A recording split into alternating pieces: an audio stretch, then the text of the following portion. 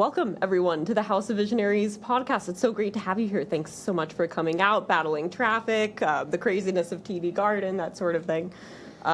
This is the second time we've actually filmed at TD Garden, and this time nobody's in season, so it's a little less crazy, but the vibes are always really high here, and we've got an amazing group of people leaders as well. So does anyone remember the last time they were at the Garden?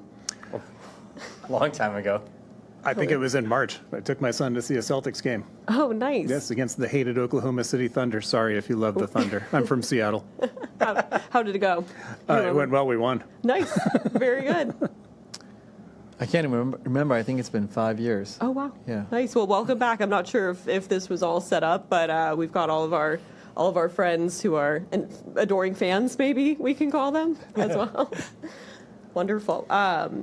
So here's what we can do. We'll go around and we'll do a quick introduction for everyone. I would love to get names, background a little bit on leadership, where you guys are currently right now, and what you're building. Maybe we can start with Tracy down at the end of the line here and go through. Sounds good. My name's Tracy Simek. I'm the Chief People Officer at Locus Robotics, and I've been in people operations for about 15 years now. I started in technical recruiting and worked at a bunch of different startups, including iRobot, where I overlapped with both of our other panel guests here a few years ago. And right now, we're working on building an AI-native organization. Like many other companies, we're working through the transition from using AI transactionally into baking it into all of our processes. And that is proving to be both very invigorating and quite challenging. So that's the big project that we're working on in People Ops at Locus right now. Wonderful. Thank you. I'm Hiten Sonpal. I'm CEO of Rise Robotics. Before Rise, I spent a fair amount of my career at iRobot, where I led a lot of technical teams working on product. What Rise Robotics does is we build hydraulics replacement technology. We're still a startup, and so we're going through the process of finding product market fit and identifying which markets to focus on. Awesome. And I'm Ira Renfrew, the co-founder of Familiar Machines and Magic. I serve as the Chief People and Product Officer at the company. We're building the physical AI platform for human connection, giving robots the ability to interact with us in ways that feel natural and comfortable, and then hopefully welcome into our everyday lives. Awesome. Thank you all for the introduction. So I'll set a little bit of the stage here and what we're doing specifically. So if everyone hasn't picked up on the theme by now, we are focusing on leadership in the robotics space. Obviously, Massachusetts is a huge hub for robotics talent globally. We've got household names. I think you all had met through one of them previously and all worked together one way or another. But we've also got a lot of capital that's running through startups, R&D labs as well.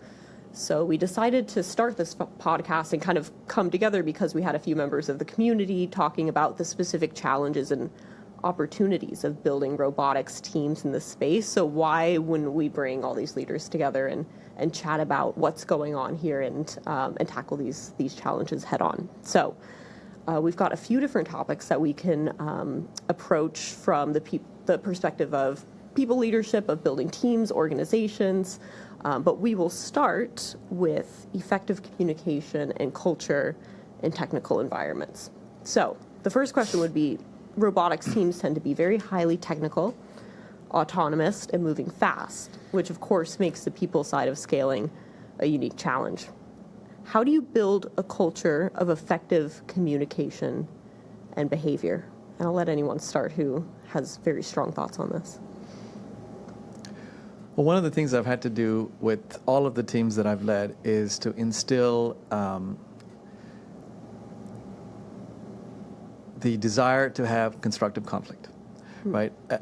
Almost every team that I work with is conflict averse, and that includes me as a person, right? We don't necessarily want to get into fights or have agendas that don't align. But getting to a good outcome often means surfacing all of the challenges and concerns that people have, putting them all out on the table, and then finding a synergistic way forward. And so that's been one of the things that I've had to do at every team, including the team at Rise. I've had to model how to have conflict. I've had to encourage conflict. I've had to bring right people in the room that don't necessarily want to talk to each other and bring the issues out and get them out on the table so that we can work better as a team.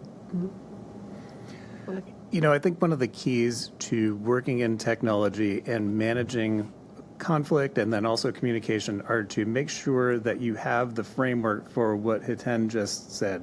Positive conflict resolution, clear communication, and respectful discussion during any time that you have people who are on the opposite side of potentially a competing initiative. One of the things that we worked on at Locus is making sure that we don't have silos going on within our teams and making sure that we have effective channels to communicate directly between individual contributors or through leadership. And we bake that into our core values and conflict resolution because it's so challenging right now. And early on, we did have some challenges with that in the very early stages. So what we want to do is make sure that people are able to talk effectively together to discuss all the merits of a particular situation. And then once we come to an outcome, however that's decided, that everybody can move forward positively, even if the outcome that's selected wasn't the one that they were advocating for. That's the crucial part, is to understand that the consensus or your leader has said that this is the direction that we're going to go in. And now, even if you were advocating for another outcome, go and take that as though it's your own and move forward with it for the good of the team and for the company. That's a very challenging thing, but that's something that we work very hard at. Yeah, on our side, you asked about culture of communication. I'll talk about culture and then communication. So for us, the way we tackle this is first by starting with culture. And one of the things we did before we even started the company was to start to list down what are the behaviors and mindsets that we wanted to see in the teammates that we brought onto the team. And initially, it's here on my cards, created a set of cultural principles that we use when we're interviewing, when we're giving feedback, when we're recognizing, and really deciding, who's going to be part of our team and who's going to keep being part of our team. And part of that is around communication, part of those principles. Personally, it's my belief that when you're doing something innovative, when you're doing something in robotics, which is inherently cross-functional, as you guys are talking about, the speed of information transfer becomes a competitive differentiator. Mm-hmm. If you can speed that up, you will be more successful. If it slows down, if it gets stuck in silos, or doesn't get surfaced because people are afraid of having conversations, that hurts you. And so we've been really deliberate in thinking about how do we create that speed of communication through a number of things. One, we have a cultural principle of just say it, which is really encouraging people to have those candid but kind conversations that then lead to decisions where you disagree and commit and move forward without looking back and kvetching about it. One of the other things that we do is every week we have an all-team update. We're a doc-based culture. That's something that I brought with me from my time at Amazon. And so everybody on the team is invited to contribute to the update document and then read the update document. So at least once a week, we have pretty high confidence that everybody in the org is getting updated on what everybody else is doing and what they're planning to do, which then helps to get ahead of things before they become an issue or a conflict. If there's a dependency that people can spot, they can talk about it then instead of wait for it to sort of blow up in a disagreement or a misalignment. That's a great cultural, that focus on culture, I think, is fantastic. And I think one of the things that we can do as people leaders that's really important is to help people have those difficult conversations, because we do find that every technologist pretty much is adverse to having difficult conversations. And one of the things that we can bring, within our purview, our remit professionally, is to help people have those conversations positively and unthread them no matter how uncomfortable they may be. Yeah. What I really liked about your point that was implicit is that you created a space of psychological safety where people can speak up. So to just say it is preceded by something else that's already foundational, which I thought was very, very interesting. And then this document-based culture thing, I think we take it for granted now, but shared documents have been a dramatic change in how effective teams can be. Yeah. Because you can do updates so quickly and everyone can know what's going on, and you don't have to put it into a Slack channel that someone might get it or not get it. But this use of shared documents has also sped up our organization. It really reduces organizational friction, too. And when we're talking about all the things that we're trying to optimize, we've all just discussed, that's really the key, is to reduce organizational friction. And conflict is one of the biggest sources of organizational friction. I will say trying to keep up on my slacks is my biggest source of friction. It's an amazing wave of information coming through. And going back to your point about silos, right? With robotics being so multidisciplinary, the trade-offs go across disciplines, right? And therefore, there's just inherently more conflict because you have so many disciplines all trying to get to the same goal, and there's so much give and take that needs to happen. So True, and then you have people who are fundamentally different in the way they approach problems and solve problems, right? So your embedded electrical, mechanical engineering team is going to communicate and approach problems entirely different than your UX, UI team, your front-end devs, or your middleware layer devs. And being able to manage all of that and help those people get to each other and do the things that they need to do is challenging but very rewarding. As putting on my product guy hat, I think that can often be the function of a really strong product team of bringing those people together and recognizing when there are implicit assumptions that haven't surfaced up that need to be. Absolutely. Of course, other functions can do it too. Well, then that's always the function of a company that reaches a certain stage in growth is seeing that they have a robust product team that joins, because that really is the glue that binds it all together and helps those teams work together more effectively. yeah, because sometimes those cross-functional trades can't be done without voice of the customer and sort of the business constraints that the engineering team may not see implicitly. Yeah. Great. Thank you all for your contributions on that one as well. Kind of keeping on the same topic generally, but maybe we have some specific examples of this. But performance reviews in technical environments are very nuanced and need to track not just the right outputs, but the right behaviors as well, of course, as you already know. But has anyone landed an approach to like evaluating behavior and values that you're proud of, maybe in your current organization or previous, or things you're working on right now? So I can start with this. At Locus, we have two different review programs. We have a 6-month MBO review program that's very tactical and focused on what's directly ahead. There's almost always a learning and development component we give people the option to give 2 to 4 things to be graded on. Usually people land on 3, and one of those will always be learning and development focused. But the other one is our annual review. And the annual review we've developed to align directly with our cultural values. There's only 2 or 3 questions that speak directly to pure technical performance on it, and there's an additional one if you're a manager. But mostly what we're talking about is how do you navigate the work environment and the professional environment in the framework of our cultural values. Are you working effectively with people? Are you a communicator? Are you helping people understand difficult technical concepts so that they can understand them to be able to make the decisions that they need to make to move the company forward? And that part is fairly exhaustive. And that really is a great way for us both to guide people to follow our cultural values, to help continue to have it be spread throughout the organization, and let them know how serious it is, how seriously we take them in the course of daily business and how they work at Locus. Maybe giving a perspective of a younger, smaller organization, we're thinking really carefully about what is the right amount of process for each stage, and not getting ahead of ourselves on process, but also not falling behind. And so initially, we've designed a very light process. You asked if we're proud of it. I'm proud of it for the stage that we're at. But if we still have this process, in 3 years, I won't be proud of it anymore. And so we organize ourselves in what we call 100-day periods, essentially a quarter. And at the end of every 100-day period, we have a very light mutual feedback mechanism set up between managers and individual contributors. I mean, the expectation is that feedback is flowing, all the time, certainly weekly and one-on-ones, but we create a specific moment for it where it's a reflection on the work that's been done, and also whether that work was done in line with the culture principles that we've set out, I think similar to what you're describing on the annual process.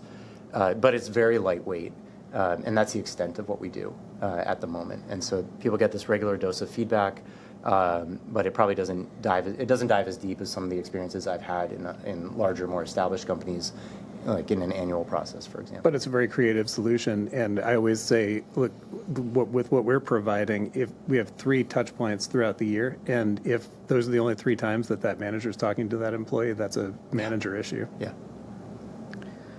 Yeah, when I joined, we tackled values and culture separately.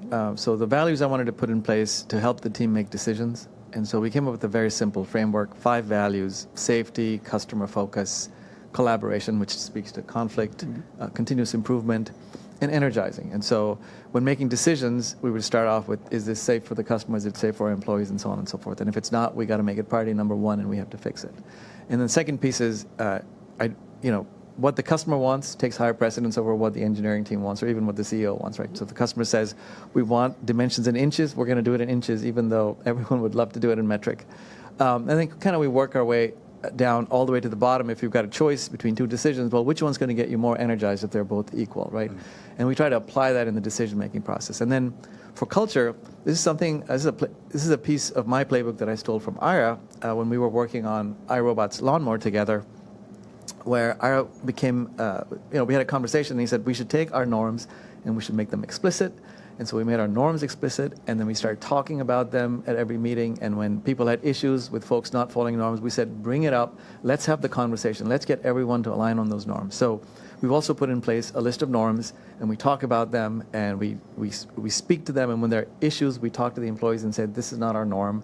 This is how we want to behave as a company. And we correct all of this in the background, so it's safe, and people feel psychologically safe making mistakes, because people make mistakes. And even I step outside the norm sometimes, and someone has to pull me aside and say, that was not okay. And I'm like, yes, that was not okay. I'll try to do better next time. It's good that they do that, right? That's a testament to the environment you created. Yeah. Thank you. Exactly. Yeah. Exactly. And the stage that you're at as well, usually that's a reactive kind of component of building culture as well. So the fact that everyone's already kind of bought into it, that can scale really well too, is very encouraging. So. Absolutely. And I think, Hiten, to support your point, it's very important that everybody has buy-in on culture from the top to the bottom. And when we set our core values at Locus, we created a team that included everybody from the executive level down to the office manager. There was about 10 people on it, and we worked that problem a couple of different ways. And when we came out with what our suggestion was, we ran it through the ELT, then we ran it through the secondary level of leaders, and then from there on, we have complete buy-in so that we can always be reinforcing that with our behavior and essentially living by example. And that's critically important, because if you create culture, especially from a people operations perspective, very often it comes across as being insincere and difficult for people to integrate with their work lives. So if everybody's not living it every day, then it's very challenging for that to take root and have the effect that you want it to have. Yeah, there's got to be a good metaphor for this. I mean, I think of it as the people org being maybe the custodians of the culture, but it absolutely has to be driven by leadership. And so there's, I think when it's seen as just an HR initiative doomed to fail. Right. Particularly I think when the CEO lives and breathes that culture, then it's going to succeed. And then I think the people team can just expand the impact of it and the reach of it and help operationalize it. Yeah, to your point, like you said, the CEO, lives and breathes it. This aspect of modeling the behavior that you want to see and holding yourself accountable, and then holding your leadership team accountable so that the entire organization feels like this is something we're all championing is very key. Yeah, I love that phrase, custodian of culture. It's the best one I've got, but there must be something for this sort of like guardian expansion role, but then the CEO leading. I smiled because I use that phrase all the time. Yeah. Because that's how I see myself, and also nurturing culture and guiding it. Yeah. Right. Absolutely. Wonderful. Only because we have time, and this might be opening Pandora's box a little bit in a wild card question, but Open wild card. all right, I'm just going to go for it. there. How have you all been implementing AI into culture and approaching that within the robotics space? I think there's a specific challenge around how we approach AI and how employees relate to it as well. Have you all had any specific examples around that in your companies, or? I mean, I can say that, so we have culture principles, and then we have what are called ways of working, which are a little bit more tactical in terms of how we engage with each other. One of our ways of working is the goal of creating what we call a 10x org. And when we first rolled that out, we've been through a couple revisions of our culture principles and our ways of working. When we first rolled it out, I think it was called AI First. And we got feedback from folks that put such a heavy emphasis on the AI, and then, in our company, we have an AI team. And so there was some confusion around, did that mean that that team was being put first and prioritized? Well, no, because as we've been discussing, this is highly cross-functional and every team has a role to play. And when we step back, what are we actually trying to achieve? It was that idea of the 10x org, the org that's able to scale up without growing headcount at the rate that companies have in the past. And so we changed the title of the way of working, but we also made it very clear in the description of the 10x org is really people, process, and tools. People, it's about hiring incredibly high talent density. Process, it's about always thinking about what is the lightest process that we can create so that we're not burdening ourselves with process, as well as how can we set up processes that are AI or automation ready. And then finally, on the tool side, it's both AI and automation. And there are certainly a number of tools that existed before generative AI that can be adopted and put in place to get more scale out of an organization. And so part of that has been just sort of really being clear about what we're trying to achieve and that it's not just AI for the sake of AI. The other thing that we did was create a set of guidelines around AI use and sort of making it clear what the guardrails were for people in terms of experimenting with and adopting AI, while also making clear that we are wholeheartedly supportive of experimenting and adopting AI. We have, we're not holding back like some companies I've seen. I'll go next because I think you have a very comprehensive answer to this one. So we're a smaller organization, and we went through one pass where the software team was leading the AI adoption. And then we're starting to look at what are the things that we can do to make our hardware engineers more effective. The AI tools in that space haven't advanced as quickly because of the lack of data on the internet, but I think they're getting there. And so we're also trying to find ways to do more with the same headcount. As a company on the cutting edge of technology where we're always trying to work to optimize the sensors that we're working with and everything else that goes into the robots, we always have an eye on AI. And the key for us is to use it as a multiplicative force, as a force multiplier for our team. And one of the things that I learned on my very first job that I had right out of high school was work smarter, not harder, right? So what we want to use AI for is to help us work smarter and get more work done with our existing resources and empower our team to work more effectively and be able to solve problems that we may not have solved either at all or in a more effective time frame than we would have. So tightening up our delivery timelines, helping people to do more work, with less resources is top of mind for us. Our adoption curve has been, I think, similar to many other companies that are, have a few hundred people. We've looked at it in just over the last year. Almost every AI tool across the board has changed so drastically during this time that it's tough to stay on top of everything. But the key is to find tools that are going to help us and not adopt them for the sake of adopting them, right? The challenge is saying, go be an AI-driven organization and bring me back solutions without guidance. You're just going to create chaos. So we're trying to avoid that and make sure that we're adopting tools that help us in the sequence that we need to. We don't want to leave any opportunities on the table, but we also don't want to be chasing loose ends around and having our folks say home-baked tools that could be bought off the shelf that have a bunch of inconsistencies in code and application and may create more problems than they solve. I'm curious how you guys think about, should AI adoption be left to individuals and teams to independently go find, explore, pilot, and adopt? Or should there be a more centralized capability in sort of steering and shepherding AI adoption within an organization? I don't know that we've come to the answer to that yet. I think that there are some folks within the organization who we want to be the point person for this, to lead us to the good tools. And there are folks that are ahead of this and are looking for it regularly.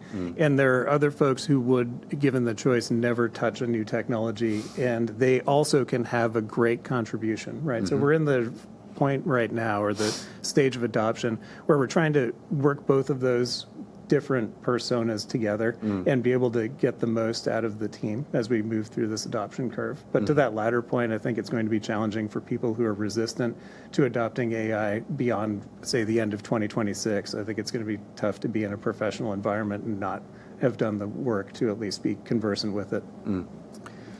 What we've tried to do is capture in our policy the things that are important to our organization, like information assurance and making sure that the key IP isn't leaking out. So we have policies around that, and then we do allow our employees and engineers to experiment, so that there might be, because new tools are coming out every day, and it's really hard to have a centralized organization that is going to keep up with everything that's happening. And so if people find new things, as long as it meets our policy guidelines, then we try to see what the results are. And then at some point, eventually, we decide if we want to make it official or not. So we have a hybrid model there. Yeah, that's a great point, Hiten, and I didn't key on that as well, but you really do have to have some sort of guiding authority that's approving new tools and reviewing them for security to be sure that you're not going to leak IP, you're not going to leak... Here are my designs. Exactly. What You're we work welcome. with is people's personal information. The PPI that we touch in people operations is the most sensitive data of all. So with that being said, we want to make sure that we're thoroughly vetting it within our security and compliance processes as well. Is that dirty word, process? But process works it's necessary in the right works amount. when it works. Yeah. Yep, absolutely. Well, thank you for indulging me on that one. We said last week we were going to take a break from AI after all of the AI focused topics, but we really can't get away Just from couldn't it. help it. Yeah, I couldn't help it. There is no break from Had to AI. pepper it in No there. panel. Yeah, exactly. It's literally an AI conference last week. Yeah, we wouldn't get the same engagement. No, I'm just kidding. Wonderful. Well, switching gears a little bit. Obviously, diversity is such an important topic, and I definitely want to get to that. Before we end here as well. So, what is being done right now to bridge the gap of diversity in the robotics space? And can someone touch on why it's important to have diverse teams as well? I don't know if there's any specific examples from, your own companies that you're working on, or just generally in the space. Yeah. So for us, diversity of teams is very important. And by diversity, we're not looking at surface level diversity. We're looking at how people are wired. Certainly, we need the diversity of disciplines. You already have that one challenge. But then it's also, when you're thinking of team composition and how teams become effective, you need folks that are starters, you need folks that are finishers, you need folks that are innovators, you need folks that are optimizers, you need folks that are strategists, you need folks that are connectors, and you want to get all of those types to make a healthy team. And it can be very challenging in the robotic space because you're already cut up in so many different disciplines, and then to try and say, okay, we still want to get this healthy mix of other skills that make a team work. That is the challenge of being in this space. I'll say one thing that's common in all of the attributes we look for, and this is not on the diversity aspect, it's we want to make sure that everyone we hire is action-oriented. Like, that's a key thing, right? I talked about all the other traits, but like being willing to move forward and fail and figure things out and come back to the organization and say, here's what I discovered, we need to go a different path. We want that in everyone. So in that way, we're actually not very diverse. We're very homogenous. Right. So that's a great answer. I'm going to take it in a little bit of a different direction and say that tech is very challenging for diversity the way that most people think of it, right? So people of color, women in high level and technology are still comparatively rare to other professional disciplines.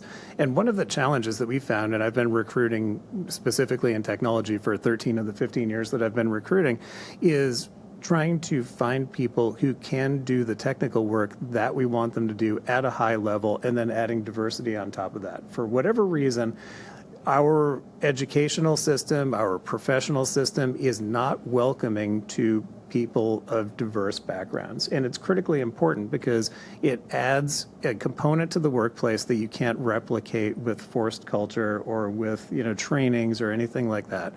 So one of the things that we found at Locus as we were looking for people to fill roles from a more diverse background is that we had that paucity of talent. We couldn't find the talent out there. And if you extrapolate to the warehouses that we work with, very often the warehouses on the work floor will have a very diverse population. And then as you go up to manager, it gets a little less diverse. And you go up to the level above that, it's less diverse. And you get up to executive, and it can be even less diverse. So with that being said, we are lucky enough to have created a foundation that is looking to help kids that are in middle school and high school to understand that there's a career in robotics and technology for them, no matter what their interests are. So if they're looking at going into finance or marketing or sales, they can have a career doing in a company that's doing something really cool, not just technology, not just a hard sciences background. We'll support them through that, but we want to make sure that they get through, graduate, and get into a program, whether it be a technical skills program, whether it be the military, whether it be going to college, that will support them having a successful professional career, because that solves a lot of the problems that start pushing people out of technology. And a lot of the barrier is that people don't know how to get to that place. They don't know that they can have this. At some point, that optimism that anything is possible shuts off. And what we're trying to do is make sure that they continue with that optimism and are able to find a professional, successful career wherever it may be in a company as cool as all the ones that we work at. Yeah, I would argue that one of the mistakes that the robotics industry is making is giving the perception that it's only for, like hardcore engineers, when in fact, every robotics effort I've been part of is a much broader set of functions and skill sets that are all necessary to actually succeed with a robot. And I think that probably starts with, robotics competitions in grade school, which are great, and also give people the impression of like, oh, if you want to do robots, this is the kind of stuff that it includes, and it kind of misses out on a lot of the rest. And when I end up talking with school kids, I'm often saying like, hey, look at me, like, I studied international relations, and here I am, in the middle of robotics. Like, you can do that too. Yep. Yeah, I think so. When it comes to diversity, I think I'm going to give an answer that's kind of right down the middle between you two guys. First, I think it is proven in research that diverse teams do better at creative activities. I tend to work on robots that are new and therefore involve a lot of creative innovation. And so I believe firmly that diversity is important for that, and we'll get to better outcomes. The second thing is at Familiar Machines and Magic, I take a view of diversity that maybe a little similar to what Hiten was describing. I call it deep diversity. It's also, the iceberg model sometimes people will talk about. Is there's types of diversity that are kind of visible above the water, and there are a lot of different types of diversity that are less visible and below the water. That includes things like people's mindsets, right? Are you a strategist? Or are you a tactician? Are you a doer or a thinker? But it's also a lot of the other kinds of identities that all of us carry every day, and don't necessarily like immediately surface based on your appearance or your name, for example. And so we do take that sort of broad focus on diversity, and we try to create an environment where everybody can bring their whole self to work, where people can just show up as they are. And this ties back to psychological safety, right? But it's that idea of like whatever background or mindset you come from, assuming you can do the job and assuming you fit within our culture, because that is same as you guys, right? That is the hard limit on actually. We don't want diversity in that sense. We want people who match our culture, but assuming you match with that, then you're welcome here. And then when it does come to diversity in the more like traditional way that people talk about it, we're a small company, so like the numbers are just small, and it's hard for us to do a program like the one you're describing, where it's really about like placing the long-term investment. What we do try to do is look for a wide sort of diversity of intern candidates in the interns that we bring in, and that sort of are more, it's like a shorter time frame in terms of getting people into the industry, and has more immediate impact on us.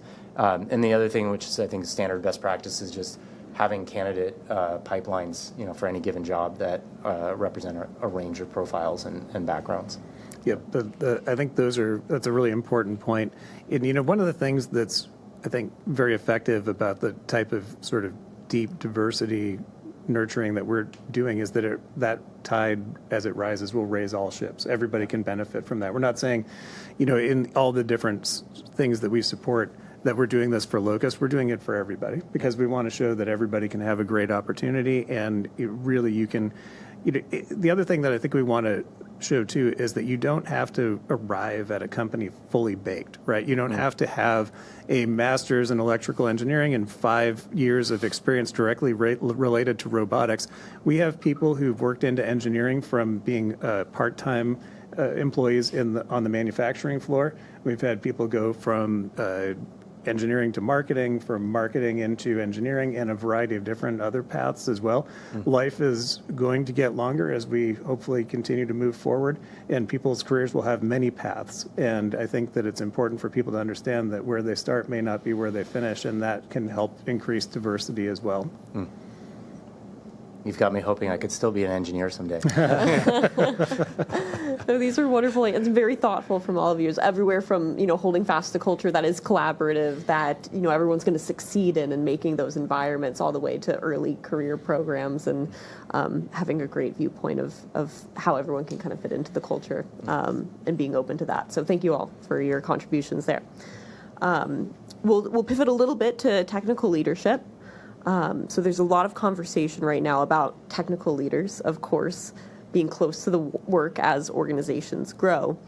But has anyone found a good model that lets kind of your technical engineers lead people without, that's losing that spark that makes them really great on the technical side as well? Or this is a very multifaceted problem. I'm curious to see where each organization is landing right now. Well, there's nobody at Locus who isn't a player coach. Everybody has individual contributor responsibilities regardless of our size. So we're all proficient in the discipline in which we work, and we're all working and got to the place where we are from having been good at what we did. But the challenge, I think, in technology is oftentimes you get promoted to manager just by virtue of being technically good at the thing that you do. And if you get to that place, some people are naturally wired for it. Most in technology are not. And one of the challenges that we see, and I think the big opportunity, is to provide mandatory management training as you promote somebody from an individual contributor technologist to a manager. And that doesn't mean an onerous process, but it does mean giving them some type of training, some type of learning opportunity that helps them understand that management is now a part of their professional discipline. Not only are you going to be doing the thing that you do well for a living, now the thing that you need to do well for a living is to coach people, to help them grow, to work through disciplinary issues, and to take care of all the extra administrative work that will come your way with being a manager, and to enjoy doing that, because nobody wants a manager who doesn't want to be a manager.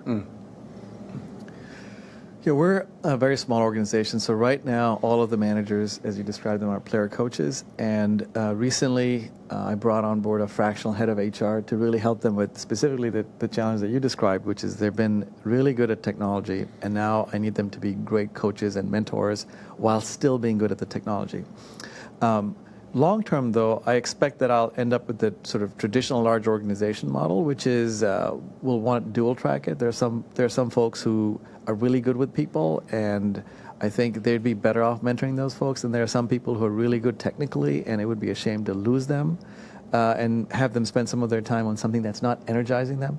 So part of, as I mentioned, our number 5 value is being energizing. And so part of what we often talk about is trying to find out what gives people energy at work. And certainly we can train them, but we try not to put people in roles where they're not being energized, because that just doesn't bring momentum to the organization. Yeah, I think on our side, actually quite similar. So our managers are player coaches. Our executives are player coaches, right? We're all player coaches. Small org, startup, kind of have to be. But I also expect that will continue probably forever. Secondly, we've set up our leveling system so that it is dual tracked. I experienced that at Amazon and was just really impressed by that opportunity for technical leaders to remain deeply technical and act as ICs while continuing to also expand their sphere of influence as they moved up, and not feel like they had to go on a management track in order to keep progressing their career. Which is what I think sometimes the trap that companies get into is they've created that as the only track for upward progress. And so then people hop over who shouldn't or don't want to, but it's just sort of seen as the only way to move forward. And so anyway, I think pretty similar approaches to the way you guys are thinking about it. Yeah, and I agree with both of you. We have that as well. I think I crafted my answer more speaking specifically to management, but you have to have that. You have to allow people that outlet, otherwise you're going to close yourself off from great talent that doesn't want to deal with managing. The other thing that I've found is that some people are ready for management at different times and may not be ready for management at other times. So we do allow people to move back and forth. There are several folks within the team that have been offered management and declined, and then a couple years come back and said, I think I'm ready for this. We've had other folks that have been managers for some time and then stepped back into a senior contributor role because they found that it wasn't the right thing for them. And we let them do that without penalty because it's important to maintain that experience and that technical knowledge and that contribution. It's not going to be the same for everybody, and there are many seasons to life. Many times it may not be that lasts for your entire career. I think it's so good that you guys leave that open because, again, a mistake that I think companies make is you can't go back. Right. Right. You take the new job. What is it? The Peter principle, right? Suddenly you find yourself incompetent at the new job. Right. But you can't go back. And so then your only choice is to leave. And that's a tragedy. A net loss for everybody. It is. It's a tragedy because you lose very talented people who get frustrated and feel like they have no way out. I really like what you said about letting senior technical people expand their sphere of influence. And so maybe one of the best uses of AI might be to find ways to let them do management tasks easier so that they can get back to doing the technical work. Yeah. I mean, I think what I saw at Amazon was as people moved up in technical leadership, the expectation was that they also increased how much they were teaching and influencing. So it wasn't the sort of like lone genius, in a tower doing their work. It was having a broader impact, but not taking on the people management responsibility. And that was really powerful because then you start to have these really skilled, experienced people who are then transferring knowledge and skills to more junior engineers and raising the level for everybody. That's it too, and I can't count the number of times at Locus where I've gone down to the hardware engineering area and seen a couple of people crowded around the desk learning from somebody who's been doing what they do for 40 years. They don't manage anybody, but they love telling them about it. And they they enjoy welcoming people into the world that they're part of. And that's critically important. You don't have to force that person into a management role just to get that experience. And if you do, you're not going to get the same experience. That's wonderful. Yep. On kind of a similar topic of bringing people into kind of what they're doing best. When you're building a robotics team, what do you all think about hiring roboticists versus people coming from maybe adjacent disciplines? I know we touched on this a little bit before around like kind of the multifacetedness of teams, but how has that played out in practice for all of you as well?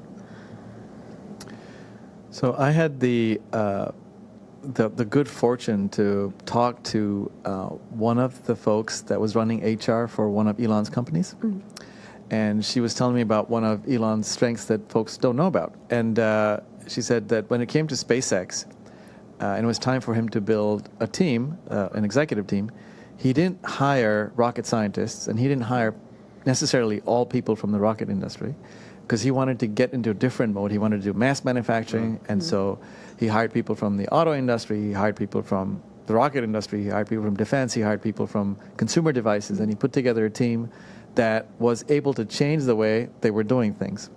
And when I think of folks that are roboticists, even in the 5 years that someone might go to school to get an advanced degree, you simply can't get deep on all of the topics. And so it's really good to have some of those folks that have that systems level thinking and can understand a little bit about everything and see how it all connects. But when it finally comes to execution and attention to detail, you do need folks that are very deep in a specific discipline. So I think it takes a combination of the two. Yeah, I would agree. A healthy mix would be my answer. I would agree. And there are sometimes, to your point, Hiten, it was very well said, that you absolutely have to have somebody with experience in robotics. You're not going to get a ROS engineer looking for somebody who's a C# engineer, right? It's just not going to work. But in the mechanical, electrical space, you may find people in adjacent disciplines who haven't worked on robotics before. And certainly in all the other professional disciplines that aren't highly technical and specific, you can find that thing. But sometimes you do need to go after that base. I think the challenge for all of us is we've all been in robotics for so long that early on, like 10 years ago or so, it was tough to find roboticists at all in anything. From when I was recruiting at iRobot to the early days of Locus, it was challenging to find people with enough experience in certain disciplines just to fill the roles. Yeah. Very interesting. Wonderful. Any other thoughts on that topic before we move on to the final kind of conclusion? Great. Does anyone have the time, by the way? Quickly, just to see. Oh, wonderful. We're perfect on time. Did you have one more thought? Yeah. So one of the things that's important for robotics is getting them out to market and getting them into production. And so one area that I've found that hiring folks that are not necessarily robotics people, but have worked in consumers or have worked in B2B spaces has been very helpful is in designing something that's producible. And so that's been something that we're continuing to look for as a team. And I've seen it play out really well at iRobot. I would agree with that too. One of the challenges when people come from a pure research environment is that very often the challenges facing us to create an environment for or create a product rather for a customer in a high stress results driven environment can be challenging for somebody coming from a pure research background. That's right. The product focus of, hey, we're going to launch a new version of this every year, and we have to keep schedule, and we're going to pick the features that we put in and so on. You do need experienced engineers who've done that, and oftentimes you won't find them in robotics. And this actually brings us all the way back to where we started the conversation, because it's those challenges that make that communication style so important that you can work through challenges and be able to accept an outcome that wasn't your preferred outcome. And very often in other environments that are non-commercial in nature, you can let that sort of fester and continue and not resolve those challenges. But in commercial, where we've got a product and a customer waiting for it, it can be, you have to resolve that and move forward. I like the tie back. Well done. Yeah. That was perfect. Way to set me up for that outro also, by the way. Thank you, Tracy. Great. So, of course, we do have a little bit more time, and I want the chance for you all to be able to talk about what's exciting about your organizations and what's moving forward here. So, for someone exceptional in this space, we talked about finding great talent, right? But if they're weighing their options right now, what makes your company's an exciting place to land, and maybe a good chance to chat about what's coming up in the future that you can share, of course? Sure. On our side, in our people team playbook, we have a line is that we offer competitive benefits, but we compete on mission and culture. And that's really, I think, what we offer people and what people are really excited about. We're building something that is going to change the way that we interact with robots, and I'd say more fundamentally the way we interact with technology, and giving people a chance to be part of that and part of a great team so far has been proven to be very compelling for people. Wonderful. Very similar on our end. I would add that we're a small company, so 14 employees, and so anyone joining is roughly 7% of the team. And if 3 people want to do something, that's a fifth of the company right there, and they can make things happen very quickly. So we do talk about that, of how agile we can be because we're small. And the second piece is that we are a climate tech company, and so that energizes a lot of folks, and we get a lot of excitement and a lot of mission-driven people joining us. That's great. I think one of the things that's exciting for us is that we're still very much a startup at 500 people. So the opportunities that you'll have at Locus coming to join us are much more expansive than you may have at competing large and established companies. You're going to see more of the work that you're doing. You'll have more exposure to techniques. You'll have more exposure to different aspects of the relationship with the customer. And you'll get generally more experience with us in a year than you'll get in other companies in 3 years. So it's a great opportunity, no matter where you come from, to join Locus and see where we can help you take your career. Awesome. Thank you all for chatting a little bit more about that. And of course, the reason we invited all of you as well from the perspectives, but then also your companies are really what people are talking about in this space right now. And so it's fantastic to have you guys here and talk a little bit more around, not just what you're building, but really under the hood and how are you building it and what makes it a great place to join as you all scale through the future and continue. We're very lucky to be here, and I love to share it with people. Thank you for the opportunity. Thank you. Wonderful. Thank you. Thank you for having us. Absolutely. It was great having you all here. And this has been House of Visionaries Podcast. We will hopefully see you all very soon. And thanks to everyone who's listening from home or from wherever you may be. Of course, you can follow all these companies and folks on LinkedIn and keep on track with the progress and the growth moving forward. Thanks, guys. Thank you. Thank you. That was awesome.